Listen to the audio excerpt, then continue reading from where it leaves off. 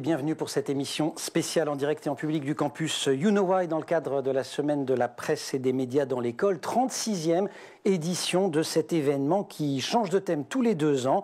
2025 inaugure une nouvelle session autour de la question « Où est l'info ?» Cette question, elle ne se pose pas seulement dans les établissements scolaires. Selon une étude de la Fondation Jean Jaurès, un Français sur 2 avoue avoir des problèmes pour distinguer une vraie information d'une fausse. L'enjeu est bien sûr individuel, il est aussi collectif. Selon une enquête Eurobaromètre de 2023, 78% des Européens craignaient que le vote des électeurs lors des élections européennes soit influencé par la désinformation. J'ajoute encore 2 éléments d'actualité à ce tableau.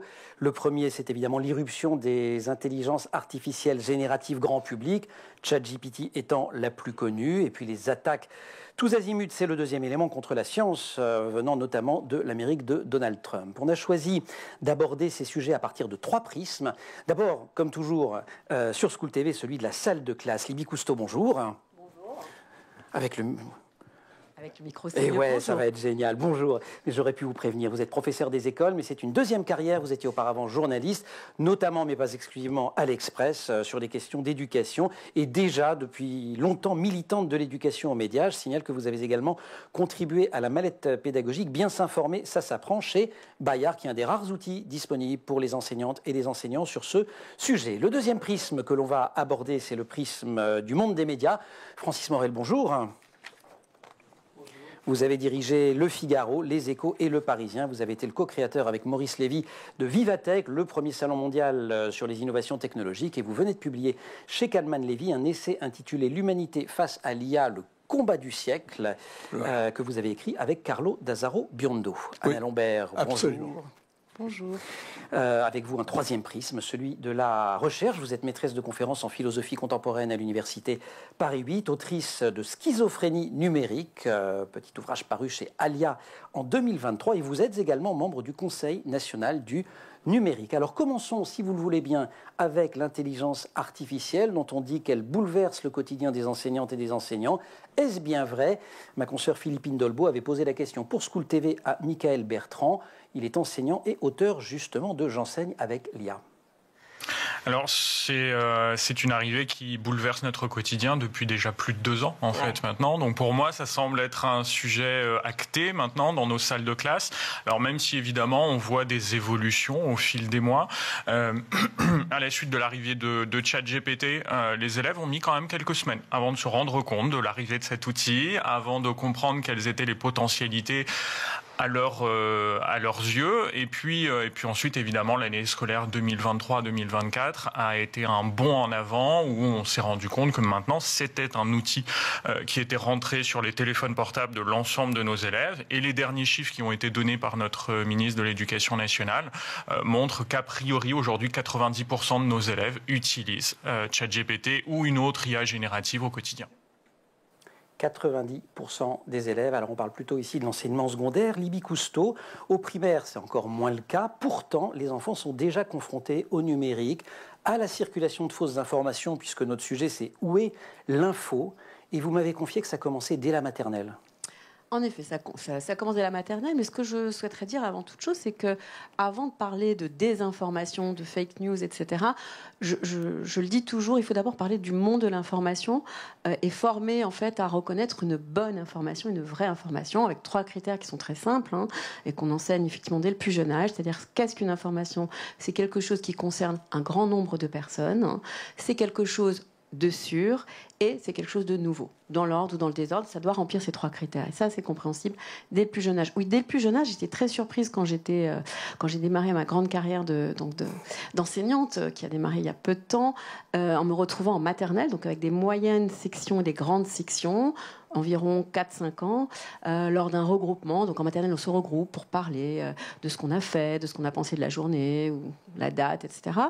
Donc c'était au lendemain d'un week-end, et alors certains ont pris la parole en disant « Moi, j'étais au salon de l'agriculture. » Ah oui, moi aussi, j'étais au salon de l'agriculture. Moi, j'ai vu Emmanuel Macron. Ah oui, Emmanuel Macron, c'est un reptilien. Et là, je les ai interrompus, je dis « Pardon? Ah oui, mais Marine Le Pen aussi, c'est un reptilien. » Et alors là, Et je vous assure, c'est une histoire vraie. Donc, je me suis arrêtée. Je n'avais jamais entendu ce terme de reptilien. Donc, le soir même, j'étais sur Internet, reptilien. Et là, j'ai vu que c'était effectivement tout un monde. Tous nos gouvernants, je vous l'annonce, sont des reptiliens. Donc, vous voyez, les fake news, effectivement... ils y sont confrontés dès le plus jeune âge. Ils y sont confrontés dès le plus jeune âge.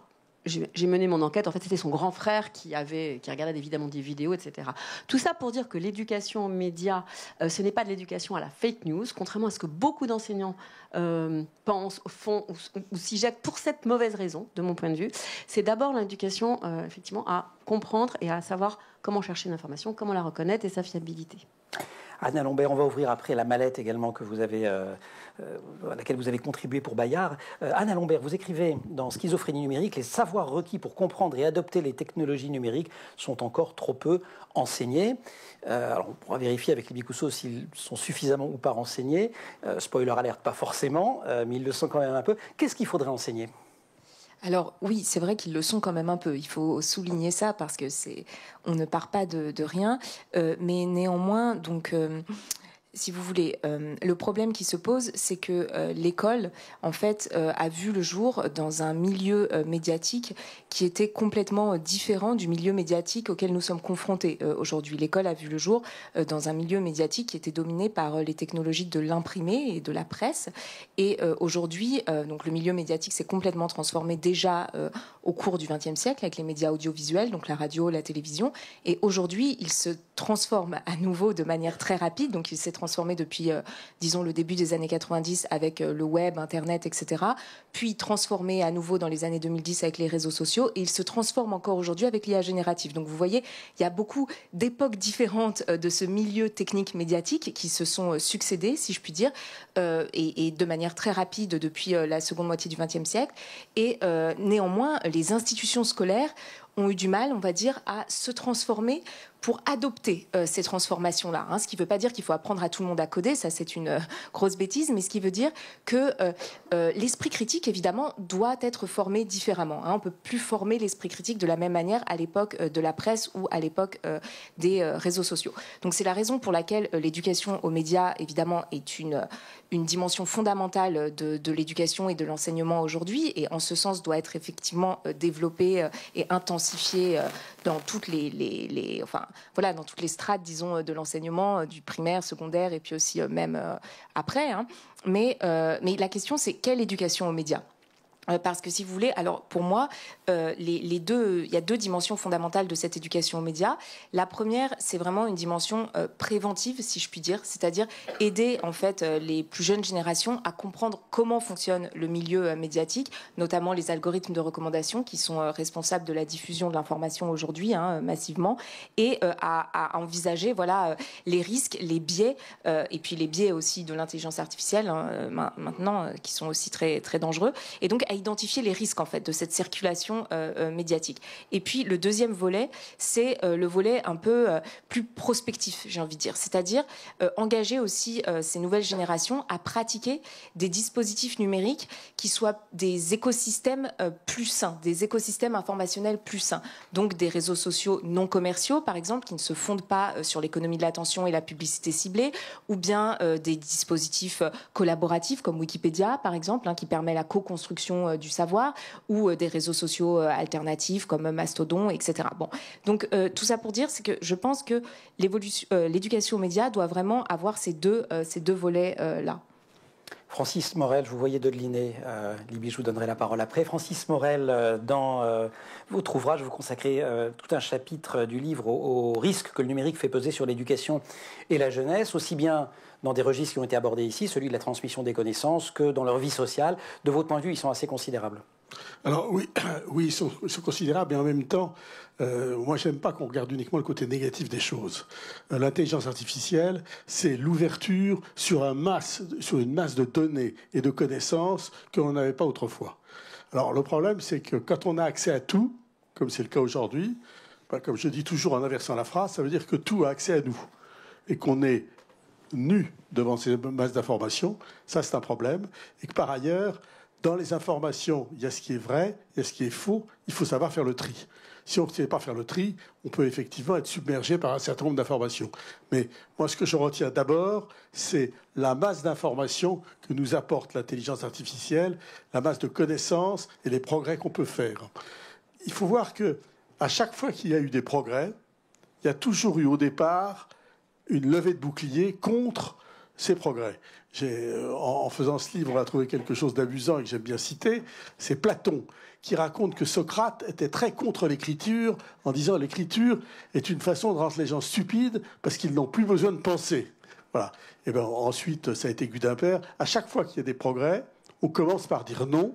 C'est vrai qu'ils ont des problèmes, mais en fait, il faut voir surtout ce que ça apporte. Si on sait s'en servir, je pense que c'est un atout extrêmement important. Anne, c'est un exemple que vous citez aussi, hein, celui de Platon et celui des Grecs sur l'écriture alphabétique. Libye, je vous avais promis une réaction. Alors, j'aurais beaucoup de choses à dire sur ce que vous avez dit. La première chose, c'est que ce n'est pas l'évolution de la technologie qui fait que l'école aujourd'hui est dépassée ou pas dépassée. C'est pas le sujet, en fait. L'école, elle est sanctuarisée, pour le meilleur et pour le pire, depuis toujours. Et c'est vrai qu'aujourd'hui, depuis maintenant quelques temps, je dirais depuis l'apparition d'Internet, cette sanctuarisation pose problème, pose question par rapport au monde de l'information. Je ne parlerai pas de technique et de technologie. Et donc, elle ne sait pas comment faire avec tout ça. C'est-à-dire qu'elle... quelque part, elle a eu dans un premier temps un réflexe de protection et de fermeture à l'extérieur. Mais qu'elle avait déjà eu, avec la télévision. Il y a eu un grand rendez-vous manqué de l'école et de la télévision il y a un demi-siècle. Et la vraie problématique, elle n'est pas l'école, l'institution en tant que telle et sa structure, de mon point de vue, c'est plutôt ceux qui la composent, c'est-à-dire les 800 000 enseignants qui eux-mêmes, au fil des ans, alors moi, c'est vrai que j'ai la chance d'avoir un regard un peu extérieur, parce que j'arrive dans ce monde depuis 6-7 ans, donc forcément j'ai un regard plus critique, dans le positif comme dans le négatif, mais qui, donc au fil des ans, se ratatine, se renferme sur son petit monde, et ne sait pas, et alors au pire, craint l'extérieur et a très très peur de l'autre et de l'extérieur, et au mieux ne sait pas comment s'y prendre pour dialoguer avec cet extérieur, voilà, est maladroit avec tout ça. Je ne parle pas des technophobes, etc., c'est pas le sujet.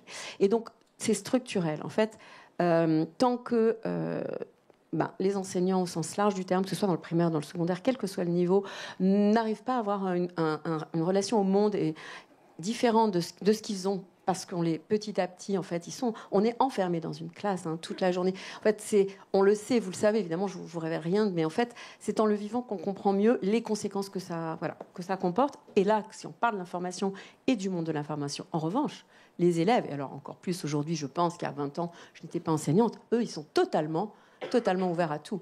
Donc si les enseignants ne sont pas capables de répondre, ne sont pas capables de dialoguer avec leurs élèves sur ce monde extérieur auquel, c'est mon exemple en maternelle, eux baignent par curiosité, par leurs parents, parce que c'est le monde dans lequel on vit, il y a un sujet pour l'éducation nationale qui est très important. On va parler des qualités, des dispositions qu'il faut développer chez les élèves. Je vous propose de réécouter Michaël Bertrand sur le plateau de l'École du Futur, justement autour de cette question. On doit essayer de développer l'esprit critique, on doit essayer de développer la coopération, et donc on va effectivement miser de plus en plus sur la question de la vie personnelle, et donc convaincre nos élèves qu'ils doivent mettre en place une argumentation la plus originale possible, en tout cas qu'ils doivent être en mesure de la justifier ensuite en passant à l'oral et pas uniquement à l'écrit. Esprit critique et argumentation pour... trouver où est l'info, la bonne info pour faire le tri. Je veux bien vous entendre tous les trois sur ces deux mots-clés et peut-être sur l'étape d'après, parce que quand on dit il faut enseigner l'esprit critique, je pense qu'on peut assez vite se mettre d'accord là-dessus, mais on s'y prend comment ? Alors juste, je ne veux pas monopoliser la parole, parce que j'ai un peu tendance à ça, mais l'esprit critique... Pas du tout, Olivier. C'est une attitude, en fait. L'esprit critique, il est tout le temps, c'est pas uniquement dans le domaine de l'information. Mais comment on fait quand on est enseignante, on est devant des élèves, pour leur donner envie d'exercer cet esprit critique ? Alors, d'abord, il y a des tâches, il y a des exercices, il y a des tas de choses. Par exemple, là, ma classe participe à un concours d'éloquence. Je peux vous dire que là, ça fait 4 mois qu'on y travaille, que l'argumentation, il a fallu pour que le discours, parce que moi, je veux gagner, bien sûr, et j'ai déjà gagné le Grand Prix l'année dernière, donc je vois pas pourquoi j'en regagnerais pas cette année. Non, mais voilà, l'esprit critique, c'est une attitude, c'est-à-dire, c'est quand on écrit, par exemple, une production d'écrit, même un exercice de maths, c'est se relire, c'est recalculer, réfléchir. Alors, qu'est-ce que je peux faire pour vérifier, etc. C'est en histoire, c'est dans à peu près toutes les matières et c'est en permanence. Francis, Anne ? Je dirais simplement qu'effectivement, pour les enseignants, c'est un défi qui est terrible, parce qu'ils n'ont jamais été habitués à ça, ils n'ont jamais imaginé d'être confrontés à ce genre d'informations et comment se trouver en face d'élèves qui, de temps en temps, ont plus d'informations qu'eux. Comment réfléchir? Et pour eux, je pense que c'est extrêmement difficile. Jamais le ministère de l'Éducation nationale n'a abordé ces sujets. Et le problème de l'IA, c'est qu'on a un corps enseignant qui est, à mon avis, très démuni face à ces problèmes-là. Et ils ont tendance à dire non, il ne faut pas le prendre, il faut refuser, etc., parce qu'ils ne savent pas comment le traiter, parce qu'on ne leur a jamais appris à traiter. Ils avaient traditionnellement l'éducation, le professeur, c'est celui qui avait le magistère, c'est lui qui savait. Et là, brusquement, il se trouve avec des gens, des enfants, des jeunes, qui en savent plus qu'eux sur un certain nombre de points. En tout cas, qu'il faut prendre avec grand soin. Et là, ils sont extrêmement perdus. Et moi, je plains beaucoup le corps enseignant qui se trouve aujourd'hui dans une situation très compliquée. Anna Lambert, philosophe que vous êtes, l'esprit critique. Et enseignante aussi. Et enseignante. Donc, oui, alors... Comment on enseigne ça et en quoi ça permet de distinguer, de séparer le bon grain de livret dans l'information? Bon, il y a plusieurs points sur lesquels je voudrais revenir. Tout d'abord, donc, il faut bien distinguer une information d'un savoir. C'est-à-dire que vous pouvez posséder toutes les informations que vous voulez. C'est pas pour ça que vous possédez un savoir ou que vous pratiquez un savoir. Et donc, bien souvent, effectivement, on est, si vous voulez, dans l'époque dans laquelle on vit une surcharge informationnelle, mais par contre, on vit une perte d'un certain nombre de savoirs. Et donc, c'est pas évident, effectivement, pour les enseignants de pouvoir rattraper cet état de fait parce que évidemment quand on passe beaucoup de temps devant la télévision chez soi ou beaucoup de temps sur ChatGPT ou sur les réseaux sociaux chez soi, eh bien on peut pas compter ensuite sur le faible temps des cours pour rattraper si vous voulez les effets nocifs de ces dispositifs technologiques là, ou bien il faut développer effectivement des espaces et des temps spécifiques à l'intérieur de ces institutions que sont l'école ou l'université pour développer justement cette éducation aux médias ou ces réflexions collective sur l'information à l'époque numérique. Bon, mais si vous voulez, moi, il y a deux choses qui me semblent très importantes à avoir en tête sur ces questions. La première, c'est que l'esprit critique, il suppose, en tout cas c'est ce que je soutiens, c'est mon point de vue, il suppose une connaissance minimale de l'environnement médiatique auquel vous avez affaire. Je vous donne un exemple. Quand vous regardez une émission de télévision chez vous le soir, si ensuite vous faites par exemple un stage dans une chaîne de télévision, quelle qu'elle soit, et que vous assistez à la préparation de l'émission, à la manière dont l'émission a été montée, dont les journalistes travaillent ensemble, etc., et que vous revenez chez vous le lendemain soir, vous n'allez plus regarder l'émission de la même manière, parce que vous aurez acquis des connaissances, des informations sur le fonctionnement de la production de cette information. Et ça, c'est très important. C'est la raison pour laquelle l'esprit critique aujourd'hui doit s'accompagner, enfin c'est ce que je soutiens, d'un enseignement, si vous voulez, du fonctionnement de ces technologies numériques médiatiques, et notamment la recommandation algorithmique, les manières dont fonctionne l'intelligence artificielle générative. Donc ça suppose un petit peu de technique aussi, mais bon, c'est devenu une sorte de, si vous voulez, c'est devenu nécessaire, hein, ça fait partie d'une forme de citoyenneté numérique, de comprendre un petit peu les environnements informationnels numériques qui nous entourent. Et je pense qu'on ne peut pas dissocier l'esprit critique de cette culture technique et numérique là. Précisément parce qu'il y a plusieurs façons de s'informer. Moi, il y a celle que j'ai connue et celle que ma génération a connue, c'est qu'on ouvrait un journal que généralement on avait acheté, ou alors on allumait la radio, la télévision, mais de manière assez volontaire, et on se confrontait à un contenu qui était à la fois hiérarchisé par des êtres humains et dans lequel on naviguait malgré tout de façon assez séquentielle, mais aussi volontaire. Je choisissais les articles que je lisais, que je ne lisais pas, je choisissais les émissions que j'écoutais, que je n'écoutais pas. Avec les plateformes, quand je scrolle, comme on dit, quand je fais défiler mon écran sur un réseau social, à un moment donné, un algorithme m'impose. Il me dit, ah bah tiens, vous êtes en train de regarder, je ne sais pas quoi, des nouvelles de vos amis, mais il faut absolument que vous voyez le dernier pénalty de l'équipe de France, parce que franchement, c'est vachement important, ou d'autres informations moins... Exactement. Oui, il y a un gros problème avec la recommandation algorithmique, effectivement, aujourd'hui, puisque ce sont donc les propriétaires des réseaux sociaux commerciaux qui décident de ce qui doit être vu et de ce qui ne doit pas être vus. Et donc nous sommes soumis en fait au choix de ces entrepreneurs qui possèdent en fait ces médias-là. C'est ce qu'on appelle les médias sociaux. Moi j'ai tendance à les appeler parfois les médias antisociaux, parce que comme ils fonctionnent sur un modèle qui est celui de l'économie de l'attention, si vous voulez, leur objectif premier c'est quand même d'augmenter leur profit à court terme. Hein. Donc c'est pas du tout de véhiculer des informations qui ont une quelconque qualité de vérité. Hein. C'est vraiment de communiquer les informations qui sont les plus sensationnelles, les plus choquantes, etc. Francis Pulibi. Justement, pour renforcer ce que vous dites, une expérience vécue qu'on raconte au début du livre, mes premiers contacts avec Google se sont très mal passés. À l'époque, je dirigeais le syndicat de la presse quotidienne nationale, donc j'avais réuni tous les quotidiens nationaux et on rencontrait les dirigeants de Google, qui était l'autre auteur de ce livre, pour savoir combien il allait nous payer, puisqu'il utilisait nos contenus pour nourrir son moteur de recherche. Et la réponse a été de dire « Ah mais on ne va jamais vous payer, parce que nous, en fait, ce que vous fournissez, ça ne nous donne pas d'argent. Ça ne sert à rien pour nous. » Donc la réunion s'est arrêtée immédiatement. Je lui ai dit « La réunion s'arrête, vous sortez. » Mais en fait, à la réflexion, ce qu'il voulait dire, c'est que lui, qui a une réflexion purement matérielle et financière, qu'est-ce qu'est dans leur contenu leur rapport de l'argent? Et comme il m'a dit un jour, ce qui nous rapporte le plus d'argent, c'est la recette du gâteau au chocolat. Ça marche tout le temps, et il y a tout le temps des gens qui viennent, et donc on peut mettre plein de pubs autour. Alors que nous, effectivement, les news, ça ne leur permettait pas de mettre beaucoup de pubs autour. Donc ils considéraient que d'un point de vue commercial et business, eh bien, les informations ne les intéressaient pas. Ce qui les intéressait, c'était des choses beaucoup plus matérielles. Oui, non, je voulais juste revenir sur ce que vous avez dit. J'abonde sur ce que vous avez dit, notamment sur la formation nécessaire dès le plus jeune âge. Qu'est-ce qu'une plateforme? Comment elle marche? Comment marche YouTube? Moi, je le fais avec mes élèves. On peut le faire avec des petits, vraiment de CP, peut-être pas CP, mais à partir du CE2. La différence entre un réseau social, une plateforme, un moteur de recherche, etc., et un site d'information comme le monde.fr, par exemple. Une fois qu'ils ont ce savoir, cette connaissance du monde, là, ils savent, s'ils vont sur YouTube, qu'effectivement, l'algorithme, parce que c'est ce qu'on leur explique dans les jeux qu'on fait pour qu'ils comprennent le fonctionnement de YouTube, parce que ce sont des jeux, évidemment, va leur reproposer toujours la vidéo de chat parce qu'ils ont regardé 3 vidéos de chat, etc. Enfin, c'est très facile à comprendre, ils le comprennent très bien.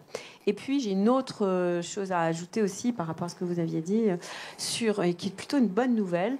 Pour moi, enfin, je constate depuis l'arrivée de l'IA, depuis ChatGPT, que les maîtresses et les maîtres s'intéressent à cela et l'utilisent. Ça a ouvert la conversation. Alors, ça, je n'aurais jamais cru. Jamais cru qu'ils le prennent en main. Et donc, je pense que ça va être très différent d'Internet parce qu'ils l'utilisent eux. Et là, je parle des profils totalement différents de ce que je vois autour de moi. Et je me dis que s'ils l'utilisent, ils vont vraiment avoir une autre approche aussi ensuite par rapport aux élèves, etc. Donc, à mon avis, là, il se passe quelque chose. Moi aussi, j'ai une bonne nouvelle, c'est que les enfants et les ados ne s'informent pas forcément n'importe comment.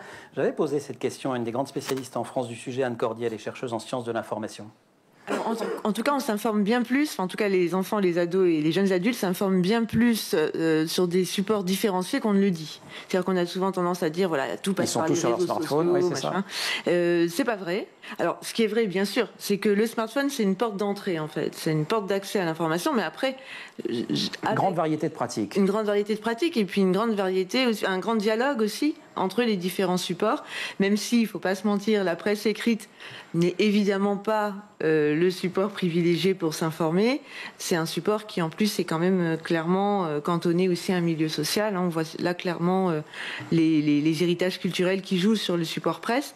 Mais sur le reste, par exemple, le journal de 20 heures, le télévisé, conserve une importance réelle, et d'ailleurs de sociabilité familiale. On le regarde pour être ensemble, en mangeant. Dans certaines familles, notamment populaires, ça garde une place importante. Où est l'info? Si vous nous rejoignez à l'instant, c'est le thème de cette émission spéciale en direct et en public, ici du campus You Know Why, dans le cadre de la semaine de la presse et des médias dans l'école. Et on en parle avec Libye Cousteau, professeur des écoles et ancienne journaliste, avec la philosophe Anne Alombert et avec Francis Morel, qui a dirigé Le Figaro, Les Échos et Le Parisien. Ce déclin de la presse papier, Libye, Francis, vous l'avez vécu en première ligne, moi aussi dans une autre partie de mon existence. Qu'est-ce que ça change de produire de l'info pour un média papier payant ou pour un média numérique, souvent partiellement, voire totalement gratuit? Parce que quand on dit où est l'info, il y a aussi la question de cette qualité de l'info et des choses qui changent considérablement. Alors, qualité de l'info, je pense que ça ne change pas. Par contre, ce qui est intéressant, c'est que sur le numérique, on a la possibilité d'une largeur d'information beaucoup plus grande. Ce qui me frappe, c'est quand on regarde le contenu des sites, que ce soit Le Monde, Le Figaro, Le Parisien, Les Échos, les sites sont beaucoup plus larges au niveau des contenus que le papier. Pour des raisons déjà matérielles, parce que le papier, on est limité par le temps, par l'espace, mais aussi parce que le public qui vient sur le numérique est toujours un peu différent de celui du public naturel du papier. Il est plus jeune, plus éduqué, et on a donc la possibilité d'avoir un traitement beaucoup plus large et beaucoup plus approfondi sur le numérique. Alors là, c'est l'ancienne journaliste qui parle, c'est plus la maîtresse face au patron de presse. Je suis absolument pas d'accord avec vous, mais absolument alors, pas d'accord. Alors je m'en vais. Non, pas du tout. Oh bah alors, un peu de Ce que je veux débat. dire, c'est qu'il y a eu des changements. Ça, l'arrivée du numérique dans la presse a plein de côtés positifs. Ça, je ne renie pas ce que vous venez de dire. Mais pour le travail des journalistes, pour répondre à la question d'Emmanuel, ça a tout changé. C'est-à-dire que l'immédiateté, l'instantanéité de l'information pour tous a changé complètement la façon de travailler des journalistes, y compris en termes de confort. C'est-à-dire que là où on avait peut-être une semaine pour enquêter sur un sujet, alors il n'y a pas de généralité, tout dépend des sites, des entreprises de presse, mais les conditions se sont détériorées, de mon point de vue en tout cas, j'appelle ça une détérioration dans le sens où on a moins de temps pour produire l'information. Donc on a moins de temps pour approfondir, pour être dans la complexité, dans la nuance, ce qui me semble important du fait du numérique. Alors heureusement, il y a encore plein d'endroits et plein d'entreprises de presse où c'est encore possible, mais pas partout. Et moins qu'avant. Alors oui, en quantité, il y a plus d'infos. On va faire des articles plus longs, on aura plus de... Quoique, parce qu'un article, au bout d'un certain moment, enfin je ne suis pas spécialiste, quand on regarde son écran, bon, on passe à autre chose, on zappe très très vite. Donc voilà, moi je serais plus... Alors, un mot, Francis, et après je voudrais entendre Anne. Je dis juste deux mots. Je ne suis pas en opposition avec ce que vous avez dit. Parce que ce que je pense, c'est que ça n'est pas la même chose, ça n'est pas le même traitement. Et c'est pour ça d'ailleurs que dans les rédactions, des journaux importants, il y a des rédactions distinctes sur le web et sur le papier. Voilà, c'est pas la même chose. Mais je pense que le numérique nous permet de traiter des choses qu'on n'aurait pas traitées dans le papier. Voilà, c'est ce que je voulais dire. Anne, quand on se demande où est l'info, je reste sur mon idée de qualité de l'information et de où est l'info au sens de la bonne info, parce qu'on sous-entend l'info exacte, l'info vérifiée. Celle qui circule dans les médias, elle est encadrée par des lois. Une des grandes lois sur la presse, c'était celle de 1880. Quand il s'agit d'audiovisuel, il y a des autorités régulatrices, l'ARCOM, pour ne pas la citer. Avec le numérique, tout ça est complètement bousculé. D'abord parce que tout le monde peut émettre des informations, sans forcément que ce soit très encadré. Et puis ensuite, parce que la régulation est bien moindre. C'est quand même des enjeux considérables. Oui, tout à fait. Alors, si vous voulez, cette idée selon laquelle tout le monde peut publier de l'information, c'est vrai que c'était un petit peu la grande nouveauté avec le numérique, si je puis dire. Si vous voulez, avec le développement d'Internet, du web, des sites, des blogs, des forums, etc. L'idée, c'était qu'on était auparavant dans des médias qui fonctionnaient plutôt de manière, on va dire, verticale ou du moins unidirectionnelle. Donc, on a des producteurs d'information qui produisent de l'information, par exemple, dans des émissions de télévision, et puis des personnes qui reçoivent cette information, mais qui eux-mêmes ne sont pas dans la position d'en produire. Avec le numérique, on peut changer, si vous voulez, c'est lié structurellement au fonctionnement des technologies, cette situation peut changer. C'est-à-dire que ceux qui étaient traditionnellement en position de récepteurs de l'information peuvent aussi en produire et publier, etc. Bon, c'est vrai, c'est une chose. Mais avec les réseaux sociaux, cela s'est à nouveau transformé. Parce qu'évidemment, tout le monde peut publier l'information. Mais tout le monde ne peut pas choisir ce qui sera vu ou ce qui sera invisibilisé, vous voyez. Et donc là, on a une forme d'horizontalité dans la possibilité de publier de l'information qui masque une verticalité dans les systèmes de recommandation. Parce que les systèmes de recommandation, eh bien, il n'y a qu'une seule personne, aucune seule entreprise, si vous voulez, qui décide de l'algorithme de recommandation de TikTok, de Facebook ou de X, etc., etc. Et donc, nous, ce que nous avons recommandé récemment au Conseil national du numérique et dans le cadre des États généraux sur l'information, c'est nous avons soutenu qu'il était nécessaire, dans des régimes démocratiques, d'avoir un pluralisme algorithmique. De même que nous avons un pluralisme des médias. Concrètement, un pluralisme algorithmique ? Concrètement, ça voudrait dire que quand vous allez sur un réseau social, commercial, en fait, ce n'est pas nécessairement l'entreprise qui possède le réseau qui vous recommande le contenu. Vous pourriez ou bien paramétrer vous-même votre algorithme de recommandation, ou bien choisir entre plusieurs algorithmes de recommandation. Et vous voyez, si vous regardez la différence de fonctionnement entre des réseaux réseaux sociaux commerciaux, comme ceux que j'ai cités tout à l'heure, ou des réseaux sociaux non commerciaux, c'est-à-dire qui ne fonctionnent pas sur le modèle de l'économie de l'attention et de la publicité dont on a parlé tout à l'heure. Donc, par exemple, Blue Sky ou Mastodon, qui sont des réseaux sociaux alternatifs, on peut dire. Eh bien, sur ces réseaux sociaux-là, vous n'avez pas un algorithme de recommandation qui décide de ce que vous allez voir ou pas. Ou bien vous allez avoir une recommandation seulement chronologique, ou bien vous allez pouvoir paramétrer vous-même votre algorithme de recommandation. Et cela change tout. Voilà, donc ça, c'est cette notion de pluralisme algorithmique, elle est essentielle pour moi, puisque évidemment, la démocratie ne peut fonctionner qu'à partir du moment où il y a une forme de conservation des libertés d'expression et d'opinion. Et donc, on va dire que l'information circule en vue du plus grand nombre, si vous voulez, en vue de l'intérêt du plus grand nombre, et pas de certaines entreprises privées. Je rebondis sur ce que disait Libye. Ah bah, allez-y Libye, rebondissez-vous, et après je rebondirai sur ce que vous avez dit sur l'IA. Oui, ouais. je pense qu'il ne faut pas tout voir à travers les algorithmes, c'est-à-dire qu'en fait, pour moi, il y a une vraie différence entre YouTube, X et lemonde.fr. Enfin, je pense que là, on mélange faits et opinions, etc. Il y a un métier qui est journaliste, d'accord, un métier de journaliste, et ce métier, il continue à exister. Et justement, ce que vous disiez sur la boîte noire, sur montrer comment c'est la fabrique de ce métier, c'est très important, et de le comprendre. Et donc, pour moi, c'est deux choses différentes. Que les réseaux sociaux, ensuite, fassent transiter, mais ensuite, c'est la question de la source. C'est qui produit l'info. Mais néanmoins, voilà. Pardon, Libye, en termes d'usage, quand on dit où est l'info, et parce que la question que pose le Clémy est extraordinairement large, si on se met du point de vue de l'usager, elle est aussi bien sur des sites d'information, Francis Morel en a cité un certain nombre, enfin, vous venez d'en citer un autre, et également sur tous les réseaux, commerciaux ou non, qu'on vient de citer. Moi, je voulais rebondir sur ce que vous avez dit sur l'IA et l'appropriation de l'IA par les enseignants. On avait justement demandé, c'est la dernière fois qu'on le retrouve dans cette émission, à Mickaël Bertrand, ce qu'il en pensait. Est-ce que ça peut être un outil pédagogique ? Je considère que c'est un formidable outil pédagogique. En fait, le réflexe qu'on a en ce moment avec l'intelligence artificielle, c'est le même qu'on a eu avec le cinéma, avec la radio, avec Internet. On pourrait même remonter au livre, en fait. On a aussi certains écrits qui nous montrent que le livre a eu un impact assez important sur l'éducation et notre considération face à l'éducation. Donc l'intelligence artificielle, oui, nous fait peur, oui, nous impacte, oui, nous invite à nous repositionner en tant qu'enseignants, mais une fois qu'on commence à se poser un petit peu, à réfléchir à ces usages pédagogiques, on se rend compte que ça peut nous être utile. On est en direct et en public du campus You Know Why. En public, ça veut dire que je vais vous donner la parole à un moment donné, dans quelques minutes, pour vous proposer de poursuivre le dialogue avec nos invités. Le temps que vous rassembliez vos questions, vos idées, un petit exercice. Alors moi, j'ai évidemment, pour préparer cette émission, demandé à ChatGPT où est l'info. J'allais quand même pas travailler plus que ça. En fait, je l'ai fait tard. Si je l'avais fait plus tôt, j'aurais moins bossé, je vous le dis tout de suite. Parce que, voici sa première réponse.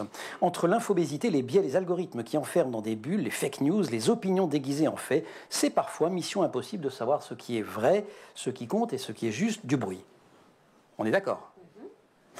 Alors, je lui ai demandé si le boom des intelligences artificielles génératives, c'est-à-dire son boom à lui, à ChatGPT, finalement, était une bonne chose. Voici sa réponse. Il faut développer une vraie culture de l'IA. Donc, ce n'est pas forcément une bonne chose. Et là, je lui ai demandé un plan. Il m'a proposé un plan en 5 parties. Alors, je vous le soumets. C'est le plan de ChatGPT pour qu'on puisse développer une culture de l'IA à l'éducation. Alors, et pas seulement à l'éducation, d'ailleurs. Dès l'école, comprendre ce qu'est une IA, comment elle apprend, et ce qu'elle ne comprend pas, ses forces, ses biais. Pas forcément coder, mais savoir penser avec l'IA sans lui déléguer la pensée. Je veux bien vous entendre là-dessus. Si vous êtes juste d'accord, vous dites on est d'accord avec ChatGPT. Hein. Tout à fait d'accord. Tout à fait d'accord. D'ailleurs, j'ai même emmené mes élèves la semaine dernière à un webinaire sur l'IA et ils ont adoré, organisé par Bayard aussi, et qui était vraiment très très intéressant. Et voilà, ils ont en 3/4 d'heure fait le tour de déjà une bonne approche. Ah, no comment. Ok, je poursuis. Développer l'esprit critique. Oui, alors. Je veux bien un tout petit commentaire quand même.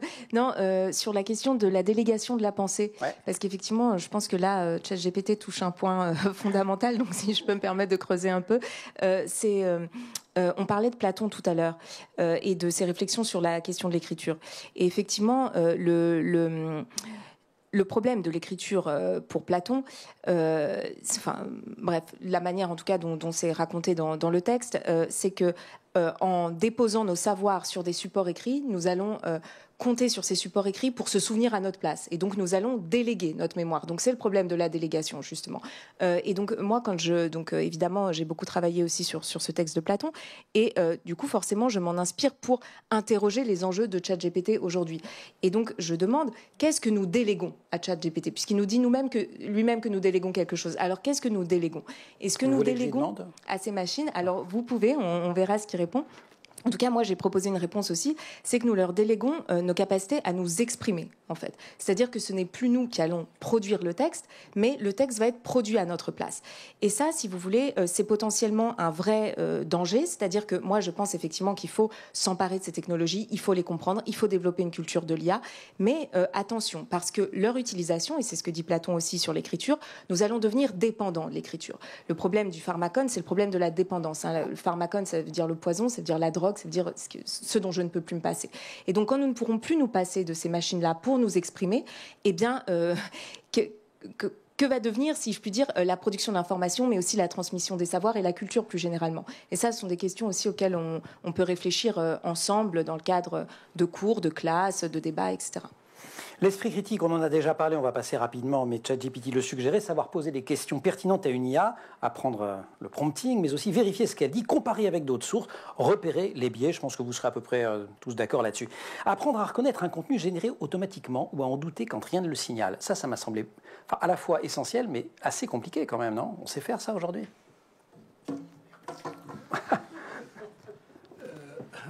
Je dois dire que nous, on a une agence de presse numérique sur laquelle on a mis au point un moteur qui détecte les informations qui viennent d'un moteur et qui n'ont pas été produites par des humains. Donc c'est effectivement quelque chose qu'on peut faire. Transparence obligatoire, dire quand un contenu est généré par l'IA, quelles données ont été utilisées pour l'entraîner? Pas mal. Et bon, ChatGPT, vous avez vu ça. Éthique intégrée, réfléchir aux implications sociales, environnementales, politiques avant de déployer un outil à grande échelle. Tout un programme. Je ne sais pas si vous l'avez entendu, Anne. Éthique intégrée, réfléchir aux implications sociales, environnementales, politiques avant de déployer un outil à grande échelle. Je pensais que vous auriez envie de dire quelque chose. Je suis tout à fait d'accord là sur ce point-là, effectivement. Et si on pouvait effectivement évaluer un petit peu les impacts de ces technologies avant de les développer à grande échelle, à tous les niveaux de la société, dans toutes les sphères professionnelles qui existent, ce serait vraiment intéressant. Et donc en fait leur appliquer ce qu'on applique traditionnellement à d'autres industries. Les industries pharmaceutiques, on s'intéresse un petit peu aux effets secondaires potentiels avant de développer, de mettre sur le marché un médicament. Même chose pour les avions, vérifier un petit peu la sécurité, etc. avant de faire voler un avion. Donc on pourrait aussi appliquer ce principe, de non-conformité aux industries numériques. Mais il y a quand même une ironie absolument extraordinaire, parce que ChatGPT a été développé à grande échelle, alors que ChatGPT me dit de lui-même que ce serait quand même bien d'y avoir un peu plus réfléchi avant. Mais je crois que ces concepteurs... ils sont malins. Ils sont très malins, oui. Il ajoute qu'on ne peut pas laisser ça aux seuls ingénieurs ou entreprises.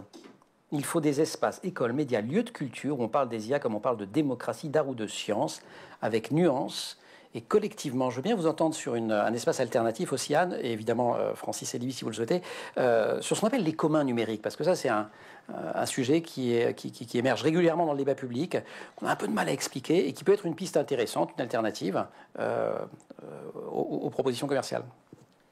Oui, alors un exemple qu'on connaît tous très bien de commun numérique, c'est Wikipédia d'une certaine manière. Absolument. Alors, quelle est la grande différence entre un dispositif comme Wikipédia ou un dispositif comme ChatGPT? Déjà, Wikipédia, c'est une organisation à but non lucratif qui fonctionne sur la base de contributions bénévoles pour co-construire du savoir ensemble.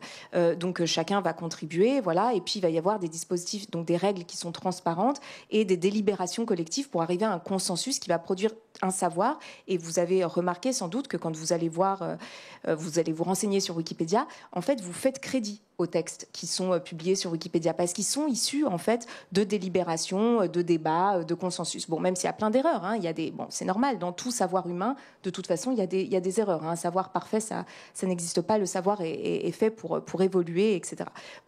Un dispositif comme ChatGPT, évidemment, vous avez une entreprise privée qui exploite en fait toutes les données qui ont été produites en commun par les utilisateurs sur Internet et notamment sur Wikipédia aussi, et qui en tire un profit à très court terme. Enfin, un profit, disons en tout cas, qui permet l'utilisation de cet outil par le plus grand nombre, permet l'entreprise prenne de la valeur. Voilà. Donc on a un modèle économique complètement différent et on a aussi des logiques collectives complètement différentes. Qui ne sont pas les mêmes. Francis Libby. Oui, juste un mot. Le paradoxe d'ailleurs, c'est qu'en fait, elle ne tire pas de profit à terme. Il y a une. C'est vrai qu'Anne s'est reprise elle-même. Il y a des milliards, des dizaines de milliards d'investis pour le développement de ces modèles. On continue à investir en permanence des montants extrêmement importants. Et ChatGPT, Claude, Perplexity, aucun ne gagne de l'argent. Pour l'instant. Oui, enfin, on voit vraiment pas très bien comment ils arriveront à gagner de l'argent compte tenu et revenir sur l'investissement. Ce qu'on a dit d'Amazon pendant des années. Et Amazon a fini non seulement par gagner de l'argent, mais par en gagner beaucoup. Mais Amazon, ils vendent un produit. Ouais, mais au début, on disait ils ont une marge sur le... Là, c'est uniquement une information. Honnêtement, je ne sais pas du tout comment ces sociétés qui investissent plusieurs dizaines de milliards de dollars, et qui continuent à le faire, quand on entend qu'ils prévoient d'investir 500 milliards de dollars, mais quand on y réfléchit, on ne voit absolument pas où et comment ils vont récupérer leur argent. Je voudrais revenir sur Wikipédia et puis aussi sur cette histoire de profit. Wikipédia, alors moi je suis très mal à l'aise avec Wikipédia, je l'utilise évidemment, mes élèves vont tout de suite sur Wikipédia, etc. Et c'est très pratique, mais moi je ne suis pas d'accord. C'est pas parce qu'il y a c'est contributeur et collaboratif que c'est fiable. Et on peut tout à fait aussi sur Wikipédia, c'est pas une question d'erreur seulement, c'est aussi une question d'influence. Quand bien même Wikipédia ne veut pas faire de profit, ils peuvent, certaines personnes peuvent aller sur Wikipédia pour influencer pour d'autres raisons, donc plus politiques, plus idéologiques ou ce qu'on veut, qui ne sont pas de l'argent. Donc en fait, Wikipédia, moi je conseille à mes élèves d'y aller, mais de recouper toujours avec une deuxième et une troisième source. Ça, c'est sur Wikipédia. Donc, c'est vraiment pas l'idéal pour moi. Et puis, le profit, c'est pas forcément le mal. C'est pas parce qu'on fait du profit qu'on va dévoyer. Enfin, je veux pas avoir cette vision complètement manichéenne non plus. Je suis pas certain qu'Anne voulait dire ça non plus ici. Non, mais je sais pas parce que non, d'accord. Enfin, moi, c'est ce que j'ai entendu. Alors, j'ai peut-être pas mal compris. Voilà, c'est pas parce que ChatGPT voudra faire du profit qu'en fait, il va être dévoyé. Enfin, voilà. Maintenant, c'est une révolution importante, oui. Anne. Non, vous avez tout à fait raison. Le problème, c'est pas de faire du profit ou de pas faire du profit. Le problème, c'est que quand on doit distinguer entre les deux, c'est important de montrer que c'est pas le même modèle économique. Moi, c'est tout ce que j'ai dit. Ensuite, le principal problème de ChatGPT, selon moi, ce n'est pas la question du profit ou pas du profit. C'est la question d'une éventuelle perte des capacités expressives, comme je l'ai dit, à travers leur délégation à des systèmes algorithmiques. Ça, c'est le premier problème.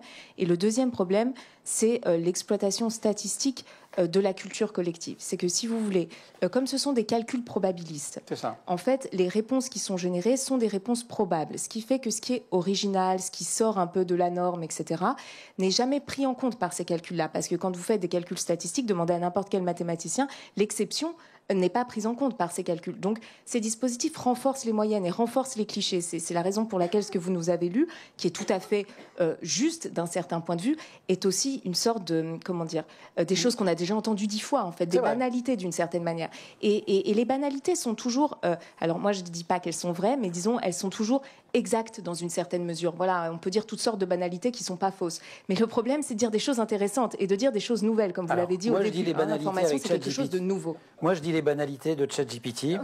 Et vous, je vous laisse approfondir et donner les idées nouvelles, si vous voulez bien. C'est ça, notre mécanique. J'ai encore 2 questions qui font partie du grand plan de ChatGPT. Et après, je vous passe la parole pour vos questions à vous. Pourquoi pas une sorte de culture générale de l'IA à la façon des débats bioéthiques pour qu'on puisse tous ensemble décider des lignes rouges, nous propose notre intelligence. Personnellement, je suis absolument persuadé qu'il faudra en passer par là. Ça, c'est effectivement une grande idée. Je pense qu'il y a de tels risques liés à l'IA qu'on ne peut pas continuer à avancer dans l'IA sans, à un moment, mettre en place un certain nombre de lignes rouges. Vous proposez la création d'un grand organisme au niveau international dans le livre. Aujourd'hui, c'est absurde ce qu'on propose compte tenu des États-Unis, de Trump, etc. Mais à terme, je pense qu'il faut imaginer qu'il y ait un organisme international qui encadre le fonctionnement de l'IA. On prend dans le livre l'exemple de l'AIEA, c'est l'Agence internationale pour l'encadrement de l'énergie atomique. En 1945, en pleine guerre froide, très fort, néanmoins, Russes et Américains sont d'accord pour essayer de se mettre autour d'une table et essayer de trouver une solution. Il leur faudra 15 ans pour trouver une solution. Mais aujourd'hui, il y a un organisme qui existe et qui contrôle aussi bien que possible, aussi mal que possible, en tout cas un peu, l'AIEA. Et je pense que pour Et l'IA... le numérique peut-être en général d'ailleurs. Il sera absolument indispensable d'avoir un organisme qui encadre de cette façon-là. Ce qui est d'ailleurs drôle, c'est que le premier qui a soulevé cette idée, c'était Elon Musk. Alors, à une époque où il n'avait pas le pouvoir qu'il a maintenant qu'il a son pouvoir, je pense qu'il donne plus ce genre d'idée, mais il l'avait mis sur la table en disant les dangers liés à l'IA sont plus importants que l'énergie atomique. Et c'est vrai que les dangers liés à l'IA sont extrêmement importants. Je pense qu'il faudra impérativement un jour qu'on arrive au niveau international à se mettre autour d'une table pour encadrer le développement de l'IA. Ça me semble essentiel, même si aujourd'hui, c'est évidemment impossible. Ouais, vous lui avez même trouvé un nom, Gaïa, votre grande organisation internationale dans le bouquin. Anne, une sorte de Conseil national du numérique mondial.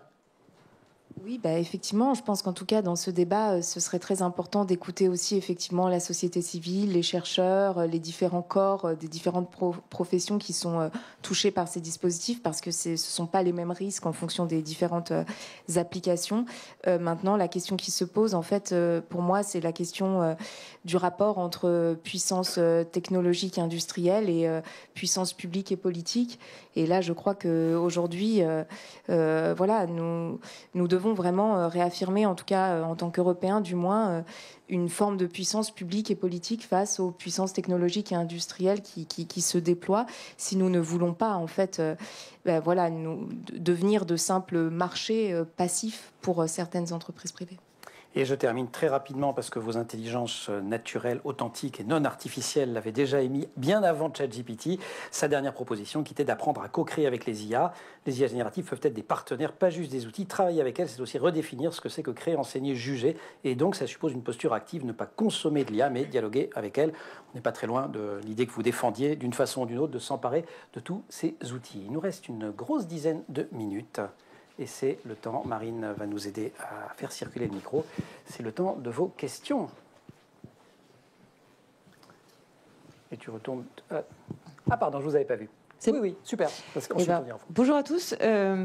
Moi, j'avais une question par rapport à plus la formation du coup des journalistes. On voit qu'il y a l'IA, j'imagine que même les journalistes s'en servent. Est-ce qu'il y a une charte aujourd'hui? Parce qu'un journaliste, voilà, pour être sûr d'avoir la bonne info, de la traiter correctement, on sait même le média de la télé fait partie des médias les plus vus par les gens. On sait qu'il peut y avoir des biais politiques, etc. Est-ce que dans des écoles de journalisme, ou en tout cas, voilà, il y a une évolution de la formation de journalistes, ou est-ce qu'il y a des chartes qui sont prévues? Moi, je ne peux pas me prononcer pour les écoles de journalisme. Donc, ce que je peux dire, c'est que dans les rédactions, il y a des chartes pour encadrer l'utilisation de l'IA. Et c'est des chartes assez strictes qui sont faites au Monde, au Figaro, aux Échos, pour vérifier la façon dont les journalistes ont fait leur papier et où ils ont été chercher leurs informations. Maintenant, sur les écoles de journalisme, je n'ai pas d'idée du tout. On peut peut-être donner une petite réponse aussi sur la formation des enseignants. Parce qu'à dire vrai, je pensais au début que la question porterait sur la formation des enseignants. Est-ce qu'ils sont suffisamment formés? Alors, non seulement ils ne sont pas formés, mais ils n'ont pas envie de se former, comme c'est tout à fait secondaire. C'est dans les programmes, en revanche. C'est dans les programmes. Et le gros sujet, c'est qu'ils ne sont pas formés. Oh. Et d'ailleurs, ils ne lisent pas beaucoup. Ils ne s'informent eux-mêmes pas tellement. Donc, voilà, c'est à part, évidemment, un certain pourcentage qui est assez minoritaire. Donc, déjà, il faudrait une formation, de mon point de vue, obligatoire chaque année. Ça peut aller très vite. C'est sur quelques bases, un prérequis ça passerait déjà par là. Oui. Et concernant les écoles, je n'ai pas de réponse globale, mais j'ai l'expérience d'Ilan, qui est en apprentissage chez nous et qui est dans une école de journalisme et qui a des sessions entières autour de l'usage de l'IA. Donc je pense que quand même les écoles se sont rendues compte que ça existait et qu'elles commencent à former les étudiants. Alors bonjour, moi j'ai une question pour Madame Cousteau, puisque vous êtes enseignante. Vous disiez que vous contribuez à une ouverture d'esprit des enfants vis-à-vis de toutes ces questions liées à l'usage du numérique, etc. Et moi, en tant que parent d'élève, la question que je me pose, c'est est-ce que ce n'est pas aussi ouvrir la boîte de Pandore que justement de les intéresser peut-être trop tôt à ces outils numériques, parce que c'est vrai qu'on essaye de les tenir un peu éloignés des écrans, en tout cas le maximum possible. Et c'est vrai que là, avec toutes ces nouvelles technologies, on se pose la question de se dire si en plus il y a de nouveaux outils et qui sont très attractifs, voire même addictifs, C'est la question que je me pose. C'est une bonne question. Grande question, je me permets de souligner qu'elle est récurrente. Hein. C'est une pas très bonne seulement question. la vôtre. Nous, on se bat et tout le monde nous dit éloignez vos enfants des écrans ou l'inverse, mais enfin bref, et paf, on les emmène à l'école, clac, on leur met des écrans entre les mains. Qu'est-ce que c'est cette histoire? C'est un vrai débat. C'est très intéressant. En fait, il ne s'agit pas forcément de les mettre sur un écran. Il s'agit de leur ouvrir la boîte noire de comment ça marche. Et le comment ça marche, on le fait sur plein d'autres sujets qui ne sont pas forcément l'information. Donc au même titre que comment marche je sais pas, en sciences, alors il ne s'agit pas de commencer forcément en maternelle en fait. Et c'est sûrement pas les écrans et la technologie le sujet. Le sujet, c'est le monde de l'information. Qu'après, il passe par une tablette, un téléphone, une plateforme, un réseau social, c'est autre chose. Ça, ce sont les médias par lesquels ça passe. D'ailleurs, la mallette, on peut dire un tout petit mot. Alors, il y a une mallette, vous avez des Bayards il y a 5 ans déjà maintenant. Elle n'est pas numérique, c'est une mallette. Elle n'est pas numérique, voilà. Elle ne nécessite absolument aucun... voilà. Oui, c'est une mallette. L'info, ça s'apprend. Et d'ailleurs, Bayard a développé beaucoup depuis de choses là-dessus à l'égard du premier degré. Parce que arriver au collège, c'est un peu tard. Voilà. C'est un peu tard pour commencer à les initier à tout ça. Donc il s'agit juste d'avoir. En tout cas, on peut s'initier, unplugged, c'est-à-dire débrancher. Cette mallette, l'avantage c'est pour les enseignants, cette mallette, elle est clé en main. En fait, l'idée que les enseignants, justement, ce que je vous disais, ne sont pas formés. Donc l'idée, c'était de leur fournir en fait quelques séquences qu'ils pouvaient prendre en main très vite, sans se préparer, sans faire 8 heures, 9 heures, 10 heures de formation. Mais effectivement, les parents, je comprends tout à fait votre préoccupation. Donc vous avez peut-être donné quelques éléments de réponse avec la mallette, mais moi j'ai entendu que les enseignants étaient en vase clos, qu'ils avaient du mal à sortir de ces éléments-là. Mais ils sont aussi parents, ils sont aussi citoyens, ils s'informent aussi à l'extérieur de l'école. Donc quelles sont les solutions? Donc vous avez évoqué la mallette, mais moi j'ai pas beaucoup entendu de solutions pour les aider à aller vers ces démonstrations en classe, sachant qu'ils ont aussi... toutes leurs prérogatives au quotidien, tous les apprentissages autres, et c'est souvent ça qui est mis en exergue. Voilà, c'est encore plus avec alors en fait, le programme. Ce n'est pas en plus, c'est dans le programme. C'est dans le programme et ça a été renforcé récemment avec les nouveaux programmes d'éducation morale et civique. C'est comme si, c'est au même titre que l'éducation morale et civique. Donc la solution, c'est en fait de former les enseignants petit à petit, à raison de les former. On a 19 heures de formation continue par an, obligatoire. Dans ces 19 heures, il pourrait y avoir pendant 2-3 ans, 2 heures de formation sur les médias. Voilà, tout simplement. Ça suffirait. Voilà, pour ne pas les laisser effectivement démunis par rapport à cela. Anne, vous vouliez peut-être réagir sur cette nécessité-là? On peut faire une toute petite incise d'ailleurs sur l'enseignement supérieur, puisque vous avez rappelé que vous étiez enseignante, vous êtes enseignante chercheuse. Oui, effectivement. Si vous voulez, je comprends la question, parce que quand vous avez un programme à enseigner, un programme d'histoire, un programme de philo, etc., vous ne pouvez pas prendre des heures en plus pour faire ça. Donc c'est vrai que l'idée, c'est aussi d'en faire éventuellement une discipline à part entière, comme vous disiez, par exemple, au même titre que l'éducation civique, etc. Mais ça, c'est vrai que c'est des réflexions qu'il faut avoir à un niveau. Ça ne dépend pas forcément des enseignants eux-mêmes, c'est ça que je veux dire. Ça dépend de la manière dont sont conçus les programmes et dont sont conçues les formations. Et donc on ne peut pas tout faire reposer sur l'épaule des enseignants, mais il faut créer des espaces-temps, justement, pour que se développe ce type de pratique. Alors, en fait, une des réponses par rapport au programme, parce que vous pensez que c'est hors programme, non, c'est dans le programme, mais l'éducation média, c'est travailler les autres compétences du programme, par exemple le langage oral, par exemple le langage écrit, d'accord? Et donc l'idée, pour que justement, parce que les journées ne sont pas extensibles, c'est de conjuguer les deux, c'est-à-dire de comprendre qu'on peut faire de l'éducation média en écrivant un texte, etc., en écrivant un article, par exemple, parmi des milliards d'autres exemples. Bonjour. On a beaucoup parlé d'IA et de réseaux sociaux. On a assez peu parlé de fiabilité des sources. On avait jusque-là des grands médias qui étaient du coup des sources fiables. On passe dans les réseaux sociaux avec des médias sociaux, avec de l'information qui peut venir de partout. Les réseaux sociaux avaient des mécanismes de filtrage et de traitement de ces éléments-là. X, pour les nommer, a depuis un an et demi mis en place des notes de la communauté pour valider. Facebook a annoncé qu'ils allaient faire la même chose. Qu'est-ce que vous pensez de ce type à la place des outils de filtrage? À la place des outils de filtrage. À la place des êtres humains qui filtrent. Enfin, c'est des êtres humains, mais c'est plus des êtres humains qui travaillent justement pour ces entreprises-là. Ça peut nous faire une question conclusive, par ailleurs. C'est une belle question. Oui, enfin, la vérification des sources pour un débat sur où est l'info. Oui, moi je pense que si vous voulez, la question des sources, elle pose aussi la question de la confiance qu'on peut avoir dans les contenus que l'on voit circuler, et que là, avec l'intelligence artificielle générative qui se déploie de manière très rapide, on risque d'avoir de plus en plus de défiance par rapport à ces différents contenus. On ne sait plus juger ce qui est vrai, ce qui est faux. Et pour moi, l'un des remèdes à ce problème, c'est vraiment d'avoir des systèmes de recommandation fiables. C'est-à-dire que la question, c'est pas forcément de savoir si ça a été produit par une machine ou si ça a été produit par un humain, mais de savoir qui vous le recommande et pourquoi on vous recommande ce contenu. Pour moi, ça, ce sont des questions fondamentales aujourd'hui, parce que si vous ne savez pas qui vous recommande et que vous lisez tout ce qui passe, alors qu'en fait, il y a un système de recommandation derrière qui a fait le tri entre ce que vous deviez voir ou ce que vous ne deviez pas voir, bah, vous êtes soumis à une forme de propagande ou d'influence, disons. Donc voilà, il y a un vrai travail à faire sur des systèmes de recommandation fiables qui reposent éventuellement sur le jugement par les pairs, sur les votes des utilisateurs, etc.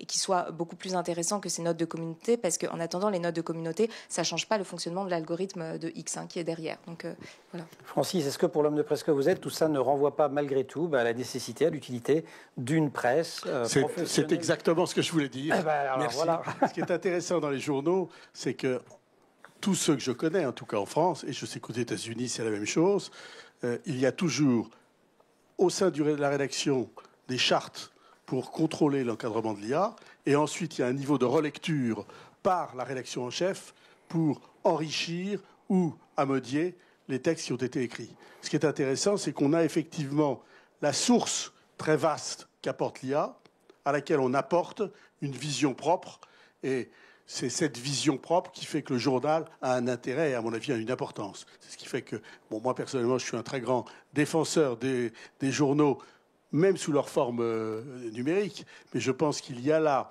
de par le matériel humain qu'il y a dans un journal, une richesse d'informations qu'on ne trouve pas ailleurs et qu'on ne trouve en particulier pas dans les réseaux sociaux. Élie Cousteau, pour le mot de la fin, avec vos deux casquettes, finalement. C'est un métier, journaliste, et c'est un métier qui répond à des règles, à des modes de fonctionnement. C'est un métier, voilà.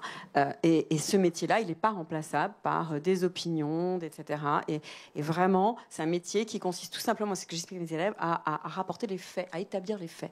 Voilà. Alors, on ne va pas débattre sur l'objectivité et la subjectivité. Le métier de journaliste, c'est établir des faits. Une fois qu'on a dit ça, on comprend comment on établit un fait, comment on le vérifie, et comment on le publie ou pas.